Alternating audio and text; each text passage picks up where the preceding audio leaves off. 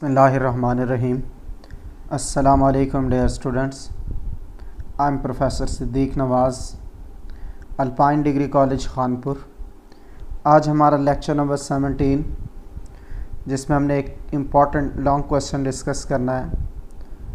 Commercial preparation of sodium hydroxide by the diaphragm cell या commercial preparation of caustic soda by the diaphragm cell.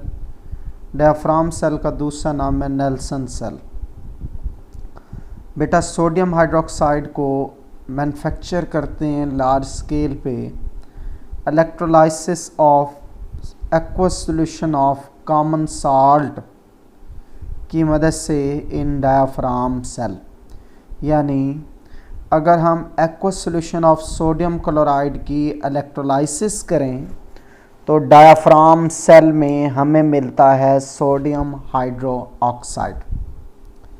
इस cell की अगर construction की बात करें तो ये सेल एक स्टील टैंक पर मुश्तमिल होता है।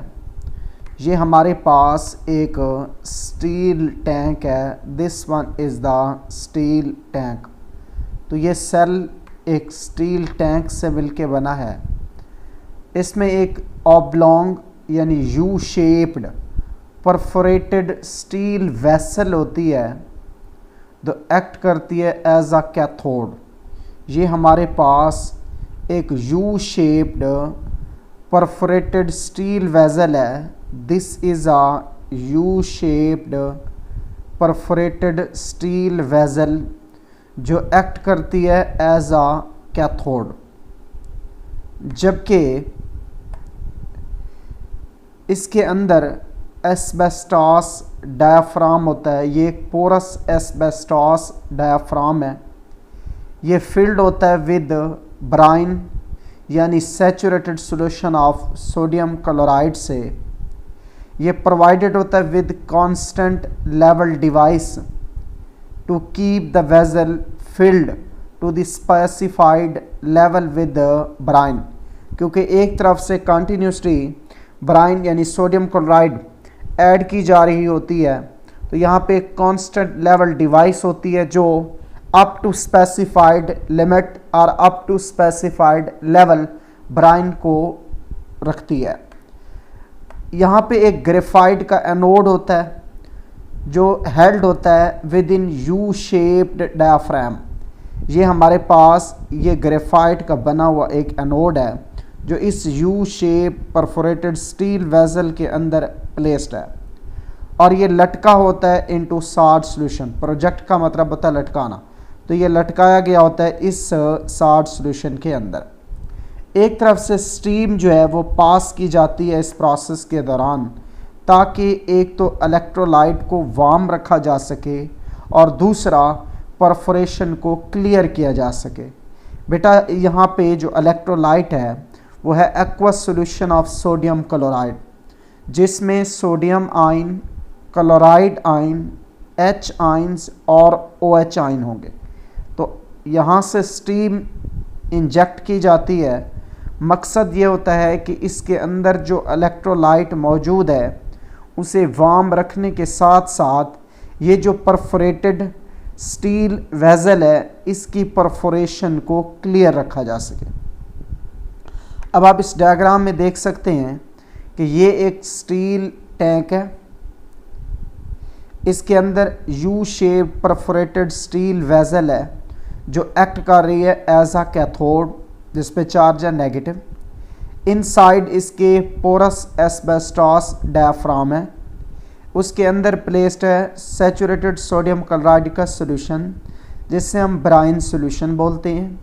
ये ग्रेफाइट का बना हुआ एनोड है। ये एक डोम है जहाँ से क्लोरीन गैस इवाल्व होती है। यहाँ पे ब्राइन इनलेट है यानी सोडियम क्लोराइड का सॉल्यूशन यहाँ से इंट्रोड्यूस किया जाता है, जबकि यहाँ से हाइड्रोजन गैस इवाल्व होती है और ये हमारे पास एक कैच बेसन है जहाँ पे सोडियम हाइड्रोक्साइड इस परफोरेशन से पास होने के बाद इस कैच बेसन में कलेक्ट होता है। फिर है बेटा इसका working of diaphragm cell. Brine के अंदर सोडियम क्लोराइड आयनाइज होके सोडियम आयन और क्लोराइड आयन प्रोड्यूस करता है, जो माइग्रेट करते हैं अपोजिट इलेक्ट्रोड्स की जानिब ड्यूरिंग इलेक्ट्रोलाइटिक कंडक्शन। जब हम करंट पास करेंगे तो एनाइन जो होंगे वो एनोड की तरफ माइग्रेट करेंगे और केटाइन जो होंगे वो माइग्रेट करेंगे कैथोड की जानिब। अब सोडियम क्लोराइड जिसे वाटर में डाला गया तो वो एग्जिस्ट करेगा सोडियम आयन एक्वस और क्लोराइड आयन एक्वस की फॉर्म में। अब एट द एनोड क्या होगा, एनोड पे जाते हैं एनाइन। एनाइन है क्लोराइड आयन और हाइड्रोक्साइड आयन, लेकिन प्रेफरेबली क्लोराइड आयन जाएंगे। क्यों, इसकी वजाहत आगे मैं करता हूँ। एनोड पे क्लोराइड आयन जाएंगे, वो ऑक्सीडाइज होंगे और इवॉल्व होगी क्लोरीन गैस। तो क्लोरीन रिलीज होगी एट एनोड, वो डॉम के थ्रू इवॉल्व हो जाएगी।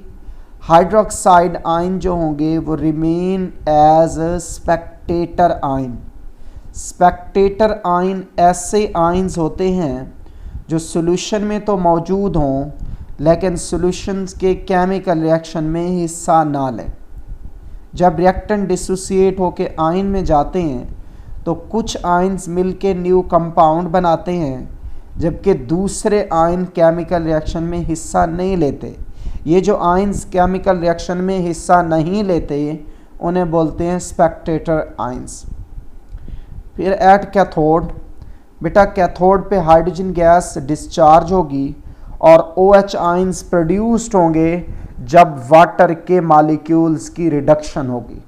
ये दो इलेक्ट्रॉन हैं, जब ये दोनों इलेक्ट्रॉन इस H पॉजिटिव के पास आएंगे तो H रेडिकल मिलके H2 बना देगा, जबकि ये जो बॉन्डिंग इलेक्ट्रॉन पेयर है ये OH पे आएगा तो OH पे चार्ज आ जाएगा नेगेटिव, तो प्रोड्यूस हो जाएंगे दो हाइड्रोक्साइड आयन। तो वाटर की रिडक्शन के नतीजे में हाइड्रोजन गैस रिलीज हुई है और साथ ही प्रोड्यूस हुए हैं हाइड्रोक्साइड आयन्स। अब हाइड्रोजन रिलीज हुई है कैथोड पे, वह स्केप कर जाती है थ्रू पाइप, जबकि जो सोडियम आयन्स हैं वो रहते हैं एज स्पेक्टेटर आयन। जो हाइड्रोक्साइड सॉल्यूशन के अंदर हैं वो परकुलेट्स का मतलब होता है to pass through fine pores और इंटरस्टाइसेस। छोटे छोटे पोर्स में से किसी चीज़ का कतरा कतरा करके बह जाना, दैट इज़ परकुलेट्स। तो sodium hydroxide solution slowly percolates होता है कैच बेसन के अंदर। As a result solution becomes increasingly alkaline in cathode compartment, क्योंकि सोडियम जब हाइड्रोक्साइड से मिलेगा तो सोडियम हाइड्रोक्साइड बनेगा। कैथोड कंपार्टमेंट में हाइड्रोक्साइड की कंसंट्रेशन बढ़ेगी तो वो अल्कलाइन कंसंट्रेशन को इंक्रीज होने की वजह बनेगा। अब इसके दौरान जो नेट इक्वेशन है, सोडियम क्लोराइड वाटर में है, इलेक्ट्रिसिटी जब पास की गई, क्लोरीन गैस रिलीज हुई at anode, hydrogen gas release हुई एट कैथोड और सोडियम हाइड्रोक्साइड कलेक्ट हुआ कैथोड कंपार्टमेंट में। लेकिन इस पूरे प्रोसेस के दौरान दो प्रॉब्लम्स होते हैं जिनका सामना करना पड़ता है। बेटा we can face two major problems during the working of the cell. एक ये कि क्लोरीन जो प्रोड्यूस होती है वो हाइड्रोक्साइड आयन से कोल्ड कंडीशन पे रिएक्ट करके हाइपोक्लोराइट बना सकती है। जैसे क्लोरीन जो प्रोड्यूस हुई है उस सॉल्यूशन में जो हाइड्रोक्साइड आयन है उससे मिलने के बाद hypochlorite ion plus chloride ion और प्लस वाटर बनेगा। दूसरा प्रॉब्लम यह है कि एनोड पे दो चीज़ें हैं, हाइड्रोक्साइड भी और क्लोराइड भी। तो क्लोराइड के साथ साथ हाइड्रोक्साइड आयन भी अट्रैक्ट हो सकते हैं एनोड की जानिब, वो ऑक्सीडाइज होके रिलीज़ हो सकते हैं ऑक्सीजन की गैस की फॉर्म में। ये ऑक्सीजन गैस कंटामिनेट कर सकती है क्लोरीन को और उसे इम्प्योर बना सकती है। तो हाइड्रोक्साइड आयन की अगर ऑक्सीडेशन हो गई तो ऑक्सीजन गैस बनेगा प्लस वाटर प्लस 4 इलेक्ट्रॉन्स। अब इसका प्रॉब्लम्स का सॉल्यूशन क्या है? ये 2 नंबर का इंपॉर्टेंट शॉर्ट क्वेश्चन भी है कि सॉल्यूशंस के प्रॉब्लम्स बताएं या प्रॉब्लम्स बता दें डायाफ्राम सेल्स के। तो solution to problem in diaphragm cell क्या है, इनका सॉल्यूशन क्या है बेटा? इन प्रॉब्लम्स को सॉल्व करने के लिए ज़रूरी है कि OH आयंस को एनोड से अवे रखा जाए, और इस पर्पज़ के लिए जो एनोड कंपार्टमेंट है वो कंटेन कर रहा होता है ब्राइन और कैथोड कंपार्टमेंट में होता है वाटर। तो इनको सेपरेट किया जाता है एस्बेस्टॉस डायाफ्राम के ज़रिए, यानी एनोड कंपार्टमेंट और कैथोड कंपार्टमेंट के दरमियान एक पोरस पार्टीशन रखी जाती है जिससे बोलते हैं एस्बेस्टॉस डायाफ्राम। तो पहला प्रॉब्लम कैसे सॉल्व होगा कि first problem is solved by using asbestos diaphragm. कैसे?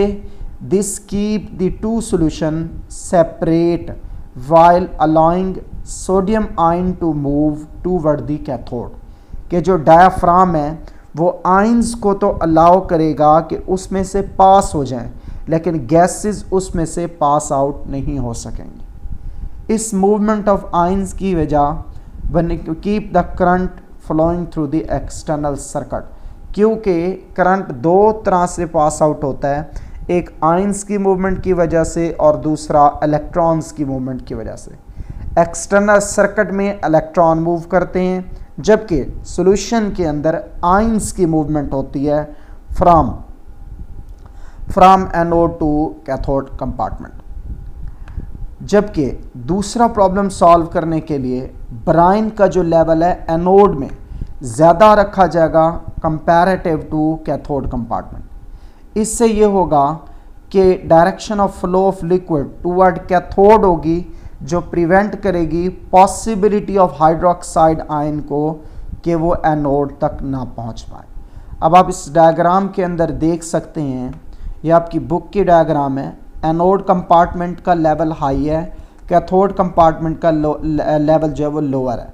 बीच में ये पोरस एस्बेस्टॉस डायाफ्राम है।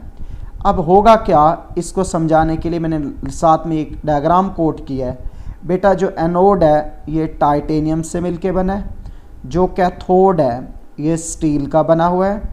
एक तरफ से सैचुरेटेड ब्राइन सॉल्यूशन है, दूसरी तरफ से वाटर है।